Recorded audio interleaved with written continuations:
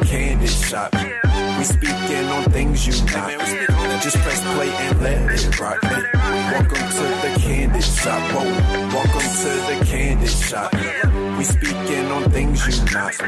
Just press play and let it rock. Welcome to the Kandid Shop. I feel like we going through mad things. Gotta keep it real when they choose not. We gon' talk about it when the news drop. Welcome to the show where you know we don't fake this. Keep your opinion to yourself if it don't make sense.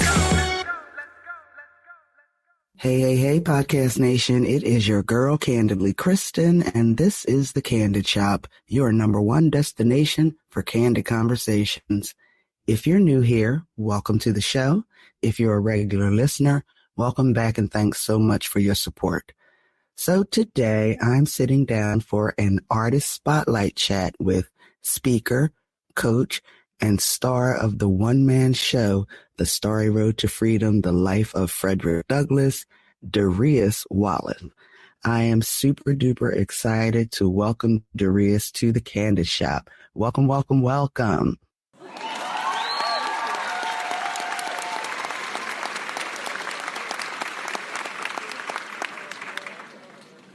Thank you. It's an honor to be here.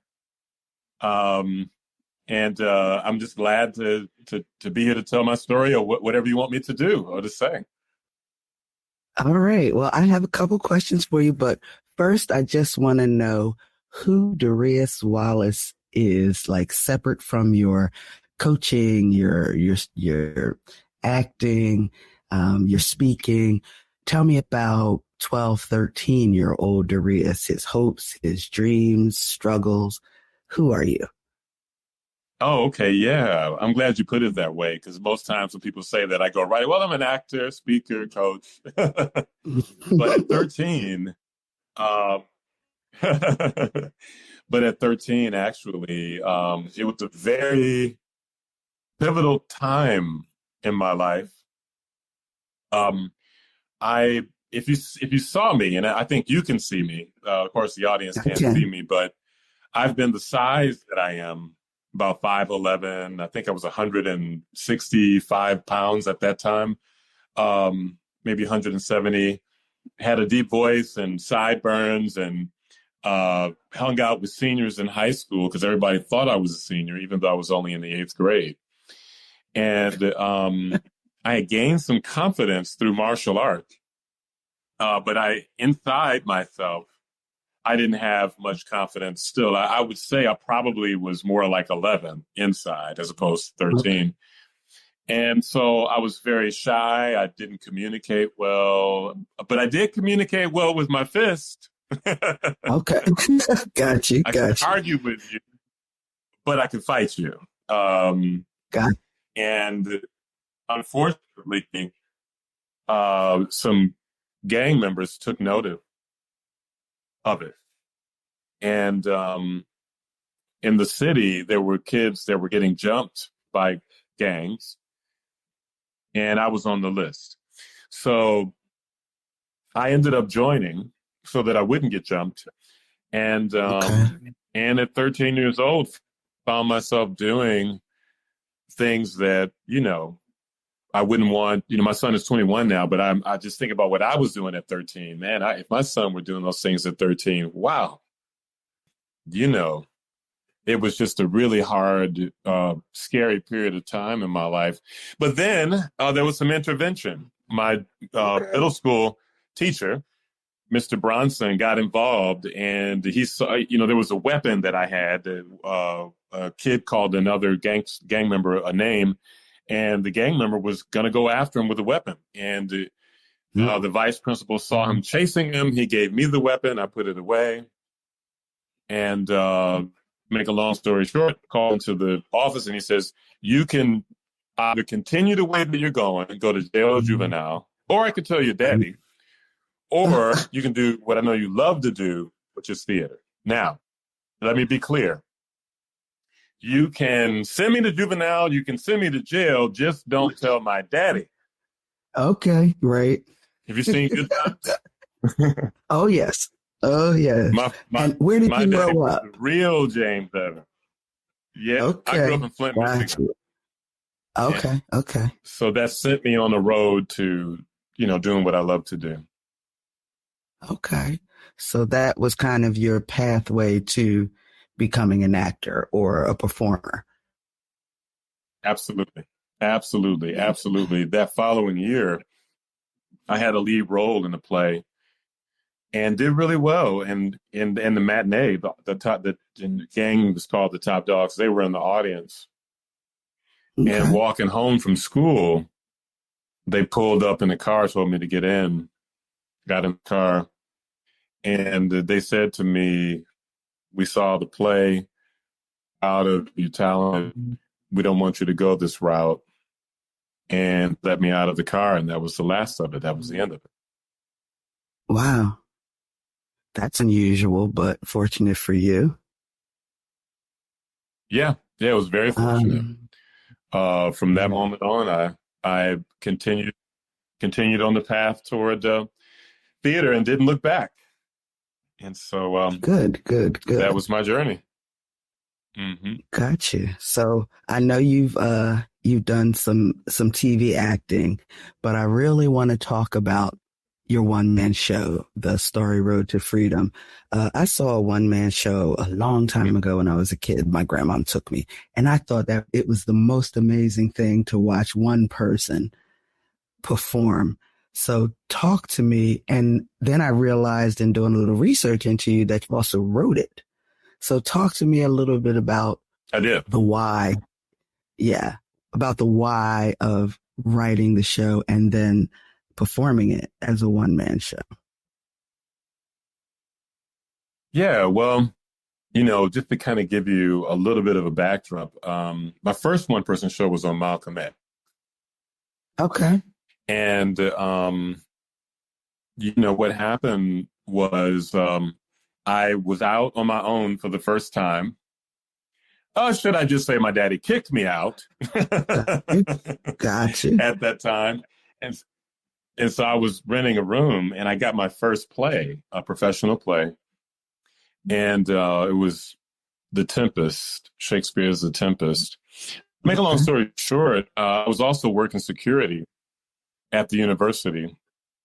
And at that time I had a goatee and it was the 90s. So I had the high top fade and I had these Malcolm X kind of like glasses. And, and the head guy was Muslim. And he said, you look like Malcolm X. You ever thought about doing a play on Malcolm X? And I thought about, like, ding, one person show on Malcolm X. So I ended up writing it and the theater produced it. And so I wanted to keep working as an actor. But when I got into studying Malcolm X, some other things opened up about the transformational power of the written and spoken word. Decade later, I'm in the South now. I'm in Memphis, and I'm wanting to, continue to be creative, work as an actor, make an impact. And I had always wanted to do something on Frederick Douglass. And so when I read his autobiography, to see the transformation of the power of the written and spoken word within him, and that he was a man that was 200 years ahead of his time, and all the amazing and massive things that he achieved, I really originally wanted young people to experience that. And I wanted them to experience because he was born into limitations he didn't ask for. He didn't become a slave, Okay. Got it. He was born into it, but he didn't let it stop him. He was able to find his own way out of it in his mind first, and then his body, and went on to do phenomenal things. And I wanted young people to understand that. Okay. All right. So acting in general, right, has got to be tremendously demanding. It requires, a unique set of skills, especially in doing a one-man show. So what does that process look for you? Like, how do you prepare physically, mentally, emotionally? What does that look like before you go on stage? Well, you definitely, what people could take for granted when they see a one-person show is the stamina that it takes. Yeah. And so you really do have to be in shape. And so I had to get in shape in order to be able to do it and get healthy, be healthy. And so definitely being in shape physically. And then as far as preparing, the preparation really starts with, pre-rehearsals where you're trying to come to understand who the character is. And in a one-person show, you may be playing more than one character, as I do. Yeah. And so you want to understand who are these characters that are surrounding Frederick Douglass's life. How do they sound? How do they move? What is their attitude toward life, toward Frederick Douglass, and vice versa? And so discovering what that is, and then recognizing the power of storytelling, and that it's not just that I'm acting in the story, but I'm also taking part in the overall telling of the story and transmitting the story to the audience. So, there's that kind of prep. There's a lot of emotional availability prep because you're dealing with traumatic scenarios in Frederick Douglass's life. And, then really, one of the main things you want to recognize as an actor and as a speaker is that once you hit that stage, it's no longer about you. It's about the audience and your connection to the audience. How do you want to relate to the audience and help the audience to experience and leave with something that they can walk away with? So these are the things that I'm thinking about constantly when I'm working on my shows. Got it. And I know you touched on what you hope that people that see this show in particular take away, but is there anything more you wanted to add? Like when you say connecting with the audience, what is it your grandest hope that they get from seeing this performance? That freedom is bigger than what someone can give you. That freedom first is a state of mind. Okay. And it's a coming to realization of who you are as a spiritual being having a human experience. In other words, there's a force within us that can overcome our limitations no matter what it may be. And that racism and any kind of limitation that's presented in front of us doesn't have enough power to overcome that power that's within us. That's what I'm hoping people walk away with, because that's what Frederick Douglass believed in what he did. Yeah, he didn't let, he went from sleeping in a potato sack because he didn't have any pants to living in a mansion that he bought with cat. Right. And so. Nice. Yeah. Yeah. That's an really important lesson. So you're a storyteller in both your theater and even your television acting. So what role do you think that storytelling kind of plays in helping to cultivate empathy, understanding, knowledge, particularly when we're talking about social justice, racial inequality, those kinds of issues? How important a role do you believe storytelling plays in that?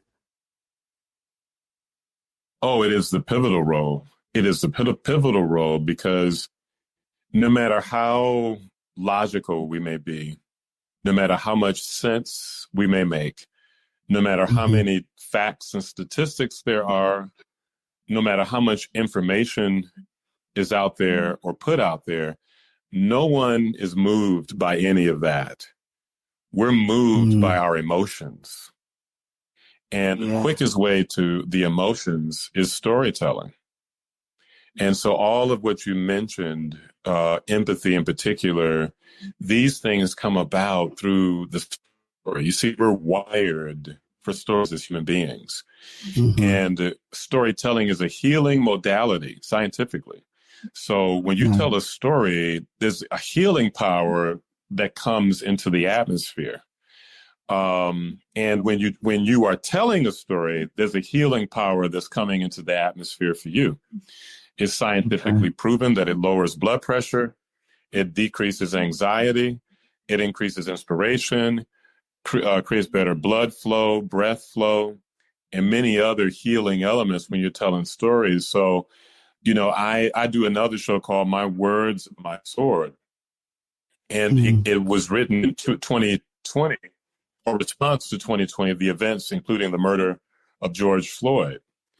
And so, there's a lot of storytelling, a lot of painful truths that I bring up in this piece. And most of my audiences, ironically, have been white, as probably it should be.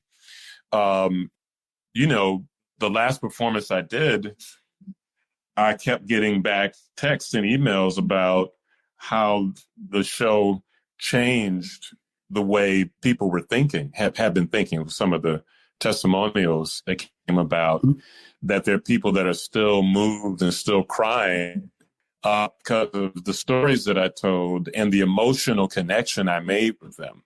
Does that make sense? Yeah. So when you make those emotional connections, it has the power to completely transform the way somebody feels and thinks about things, because we're all moved by emotion. So storytelling is very, very crucial to any kind of transformative behavior. Yes, I agree. And who is your play kind of geared to? Is there a specific age group, like say 5th grade to college age, adults, children, anybody in between? It's all the above, because I've been doing it for so long, and I have so many different versions. I can do it for third all the way up into senior citizens. I've done schools, universities, libraries, museums. I did it off Broadway, theaters, colleges, universities. It's at this point, I'm performing it almost any and everywhere. I'm doing a version of it Juneteenth, the week of Juneteenth, here in Conyers, Georgia.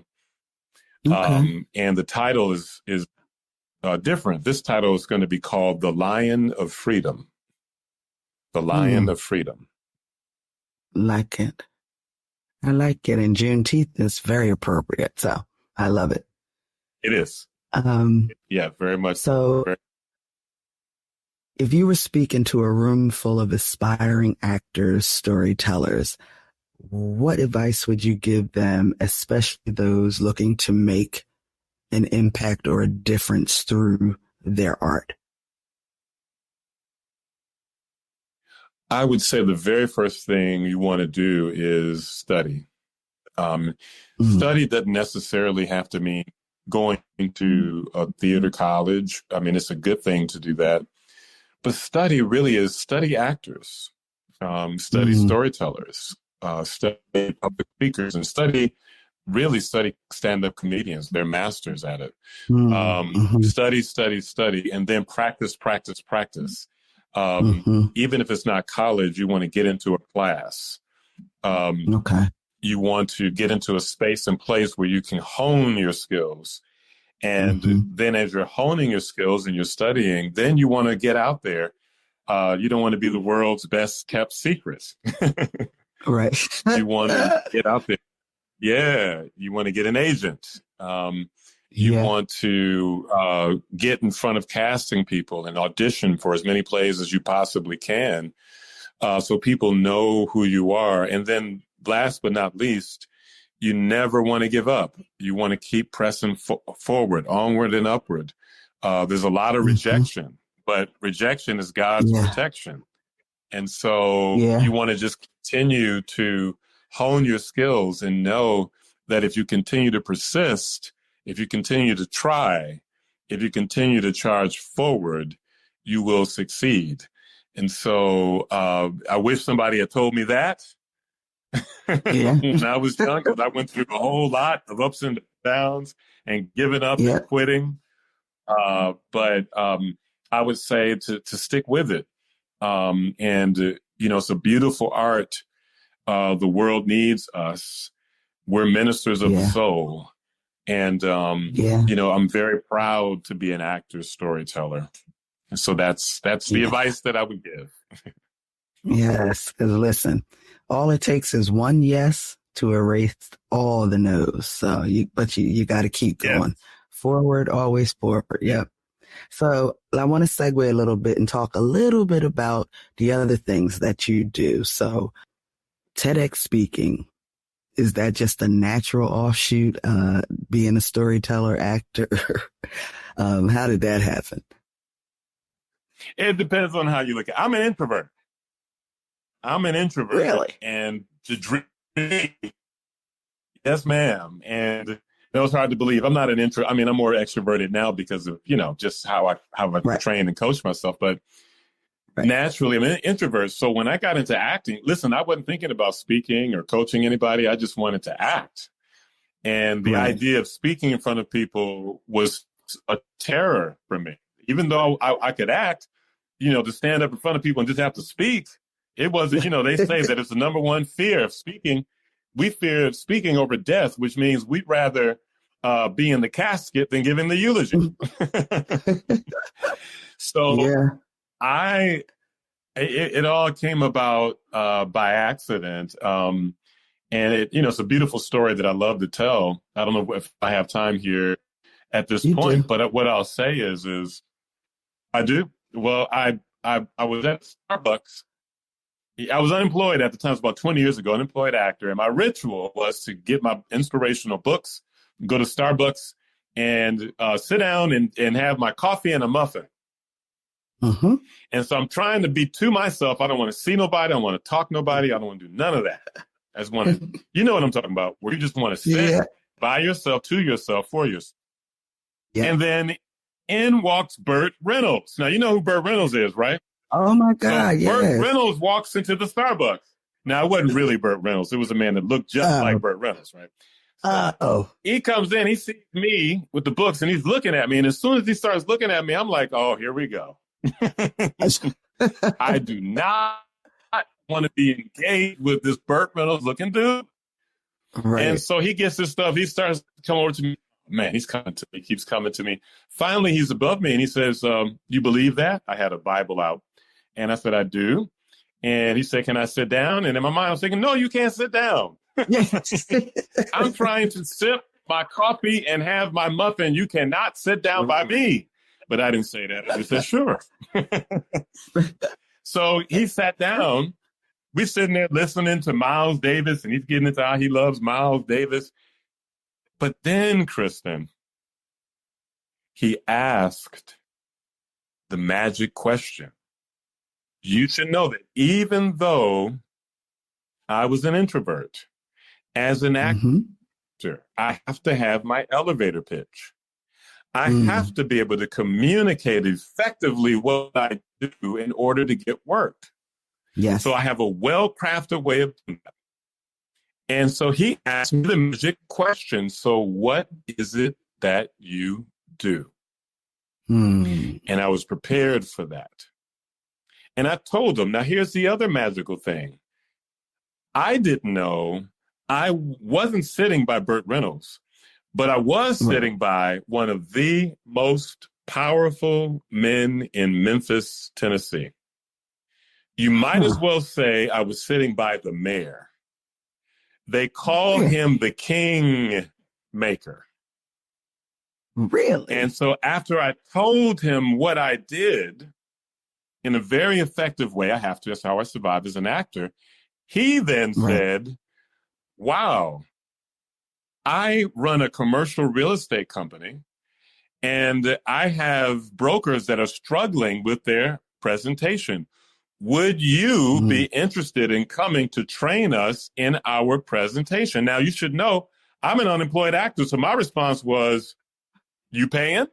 Absolutely. Exactly. And he said, yeah, of course I'm paying. And so I didn't know what I was doing. I didn't know about coaching, brokers. But what I did have experience and expertise in was acting. So I just went and I taught an acting class and they loved it. And so he began to take me around to other places to train other teams and other companies.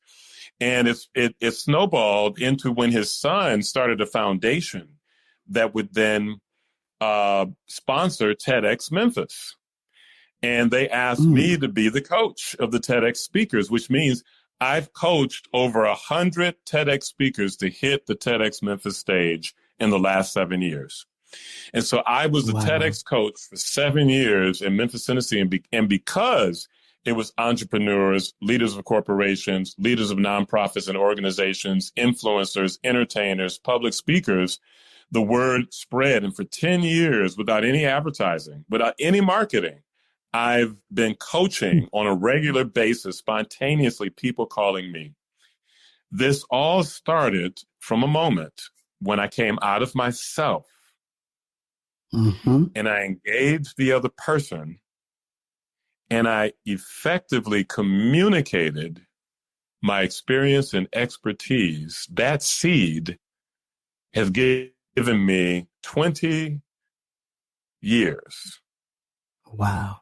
Of public speaking, 10 of which have been all spontaneous. Only now I do more, marketing and things of that nature. And so to answer your question, no, it wasn't necessarily natural, but it was an accident that opened up a door that has put me into a place where now I have become an expert speaking and communications and storytelling coach. That's amazing. Like, seriously. Like, that's the kind of story that you're like, shut the front door. Like, that doesn't really happen, but it really happened. And had you said to that man, no, I just want to drink my coffee and eat my muffin, please, that wouldn't have happened. Look at that. Wow. It wouldn't have happened. Wouldn't have happened. That's amazing. Yeah. That's really is. And I speak on neurodiversity. People with neurological challenges, autism, Down syndrome, ADHD. I have 2 kids that I've raised, but their mother and I raised, that are autistic. Okay. And they're adults now. Okay. And they went from having a lot of delays to now my daughter graduated from a performing arts school. My son is going to one of the top film and design schools in the world next year. Nice. And I talk about the journey of what we went through to get them to that place, and all the help that we had and the help that they had. But then also, too, I talk about the really painful tragedy of when they were misunderstood. Yeah. And when people that are dealing with those challenges are misunderstood and kind of written off, you're writing off gifts, talents, and intelligence yet to be discovered sometimes. Yeah. And so I speak on it because I want teachers and educators and administrators and parents to know how important it is to affirm, and that also that they are not alone, because, for a parent and for a teacher, it's a challenge just to be able to make the connection and to inspire and to help someone get from point A to point Z. And when you're discovering their learning differences and the things that they go through. So I talk about that.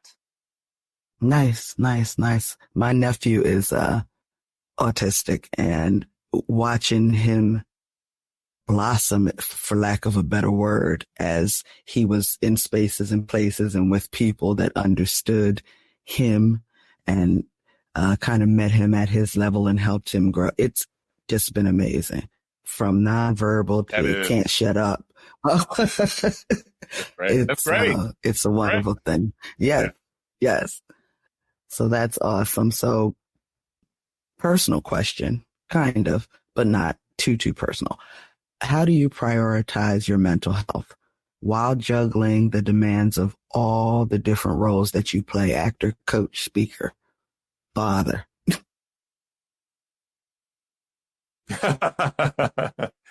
Well, I tell you, the reality is that I do have a method. Okay. there was a time when I didn't have a method. There was a time I know I had a method. The method was a drink. That was the method. And that method didn't go too well. Okay. That's not good all the time. Yes, I had to get a new method. The way that I balance my mental health, to be quite honest, is I have methods, Kristen, of cultivating my inspiration. How do I do that? Yeah. I practice meditation. Okay. I do pray, a very specific method of praying. I do practice Tai Chi. Have you heard of Tai Chi? I have. Yeah, I practice Tai Chi. I practice yoga and rhythmic breathing. I also try to put inspirational content. I try to see it. I try to hear it. I try to speak it. And I try to think it on a regular basis in order to keep myself balanced and inspired and able to navigate through all the different, we haven't even included the film and television side of things. So, so these are the things that I do imperfectly, but I do it on a regular basis. I have to. If I don't, it's not a good day. Right. I agree. So are you still doing like TV while you're doing the one-man show? Like, how does that work? And the speaking and the coaching? Are you still, when I get booked. Okay. All right. Mm-hmm. Gotcha. Oh, yeah, absolutely. Absolutely. It's very much a part of who I am now. I do more speaking coaching and my solo show as an actor than film and television, but the film and television side to what I do is picking up. So I'll do more of that. I love acting on the camera and plays and things of that nature. So, that is first and foremost really who I am as a career. But I would say my mission is summed up in the beauty and power of the written and spoken word as it relates to storytelling. Gotcha. So I got to ask, how different is it acting for the camera and acting on a live stage? Or is it different? Oh, it is different. Okay. Now, there's similarities too, but like when the camera is this close to you, like how it is with me as I'm seeing myself, there's no need to exaggerate my face, even though I do it for podcasts and things like that, because it's a different, Zoom is different and internet is different. You got to be animated to keep people engaged. But for film, one, if I'm talking to my scene partner, which is across the way, and the light is hitting me the way that it is, the camera is focused on me the way that it is, I can't do this. I have to stay still. And I probably can't do this. Because now my bald head, the light on my bald head is gleaming. I can't do that. You see? So what I do have, though, I have my eyes. Yes. I have my eyes. Eyes can reveal, what's going on. And I may not even need to really talk I can probably talk like this because the mic is right here. So sometimes I can talk like this and it's going to be. See, so that, so, it's different. It's different because there's a lot of restrictions, right? And you're doing things out of order and, they get me and then they got to flip everything around and then they got to get the other person. So it's a different ballgame. On stage, where my eyes on film can be revealing, on stage, my whole body has to be able to reveal the communication storytelling, emotion, characterization, interaction, whether it's to 10 people or to 1,000 people. My body has got to be available enough on that stage to be able to reveal that. My voice has to be available enough to reach the back of the audience. Yeah. And I have to be able to articulate in such a way that I can be clearly understood for those hundreds of people that are out there in the audience. So it's different, but it's beautiful. Yeah. Though. All are beautiful. I like them both. I love live performances, but I like TV and film too. So tell me, yes, what you got in the pipeline? Like I know you mentioned the Juneteenth performance in Conyers, but anything else that we should know about upcoming projects, new one-man shows? What you got going on? Yeah. There's a film that's actually doing a screening in Memphis today, or not today, tomorrow, called Fifth Step that I directed. I'm not in it. I directed that. And then there's a movie that's going to be released around Juneteenth that I'm acting in, called Queen Rising. It's a really good movie. It's won a lot of awards in the festival circuit. So that'll be released in June. I just don't know if it's movie theaters and streaming or both, but I know it'll be released around Juneteenth. And then my first starring role, where I play a private eye called Damaged Goods, is in the can and almost finished, and hopefully be released before the year is out. So those are the three main things. And I am working on a new one-person show called Letters, Lies, and Love. You got to expand on that now. You can't leave me with just that. Well, I'm still writing it, so I'm still discovering what it is. But it basically is letters, not in the sense of like writing letters, but this letters as symbols, and how the magic and the power of what letters are for us. They're basically ideas.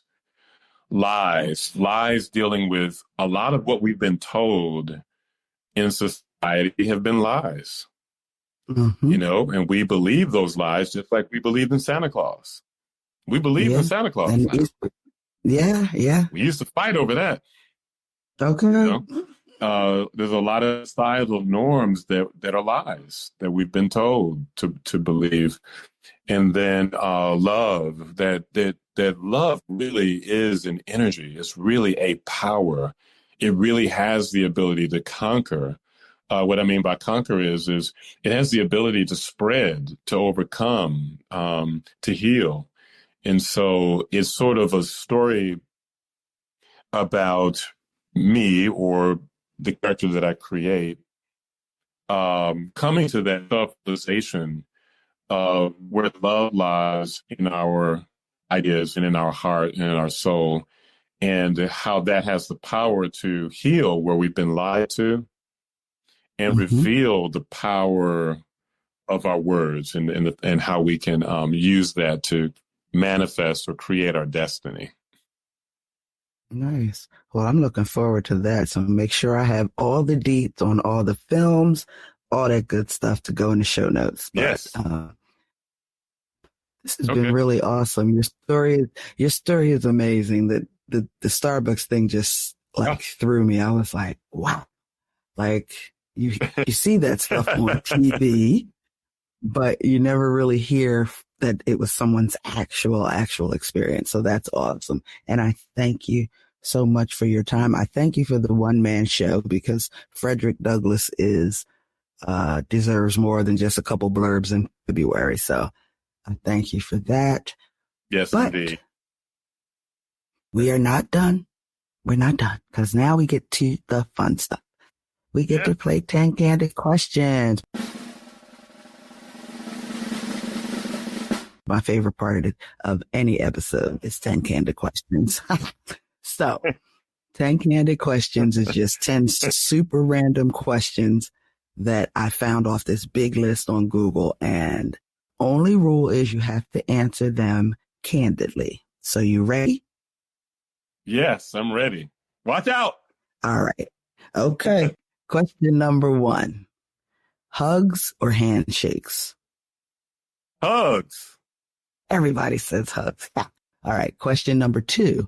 What's the most valuable lesson you've earned from a mistake or failure in your life? That all things lost can be regained. And that we, like the Creator, can say be, and it is. Something my father taught me when I was homeless. Nice. I like that a lot. Question number 3. Cats or dogs? Dogs. Yeah, dogs for sure. Question number 4. What one word sums up who you are? Inspiration. All right. Question number 5. Text messages or phone calls? Phone call. I'm still a talking person. Oh, yeah. I want to call when I hear a voice. I knew that was going to be the answer. Question 6. Sunset or sunrise? Sunrise. Mm-hmm. All right. Question number 7. What's one thing you believe absolutely everyone should experience in their life at least once?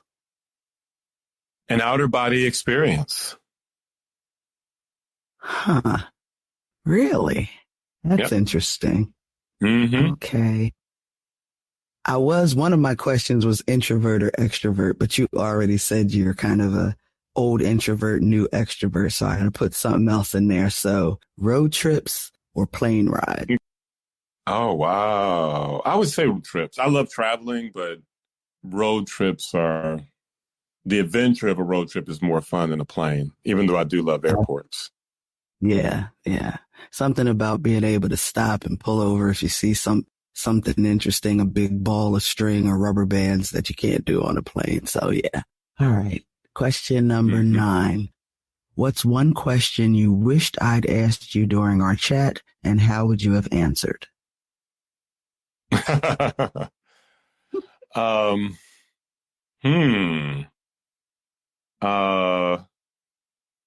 did you overcome depression? And I would have answered, it wasn't until I discovered God within myself that the pressure, depression is pressure, it's pressure on your mind, and suppressing of your emotions, right? Right. So when I realized the serene, true, we call God, universe, spirit, whatever the case may be, but the truth of what's really in me, and I realized what that is, was the beginning of me being happy. Okay. Interesting. I'm glad that I asked that question. Or I'm glad that I asked this question. I wish I had asked that question, but you answered it, so thank you. Question 10 is the same for all my guests. How can my listeners connect with you for coaching, speaking, and how can they see your show or any of your shows or anything that you're doing in film or in theater? Yeah, well, you can connect with me on my website, which is DariusWallace.com. I'm also on YouTube. You can subscribe to my channel. You can reach me Instagram, Facebook, LinkedIn. Booking me, you can DM me. You can email me at DariusActor at Gmail, DariusActor@gmail.com. Or you can call me, to be honest. You can call me 901-262-0126. You can call me. All right. Any of those ways you can reach out to me. And as I'm building my social media presence, I'll be naming this thing, when I'm performing and anything that's coming out and things like that. But a lot of things will be on my website if you wanted me to engage. And eventually there will be an online course. And so all that is coming. Nice. Awesome. That is so awesome. Thank you, because this has really been an amazing chat. It really has been. So I thank you so much for your time and the work that you do. And I want to just personally wish you a ridiculous amount of success in every single thing you do in the future. Oh, thank you. I really appreciate that. Kristen, I want to thank you also. I really appreciate you responding to me and your interest in me. I really appreciate. And the way you handle your show, you've made me feel very, very comfortable. And, that last thing you said there really means a lot to me because I felt that. Yep. And I really appreciate that. Awesome. It was sincere. But we are unfortunately out of time. But God, I know y'all wasn't writing stuff down. So all of Darius's contact information, website, phone number, because almost nobody gives out their phone number. Okay. Email, all of that will be in the show notes. Like nobody gives their phone number. Like, don't be calling me. But all his contact info is the complete opposite. Okay. It'll all be in the show notes with his socials. And listen, don't forget to visit my little old website at www.thekandidshop.com. That's Kandid with a K.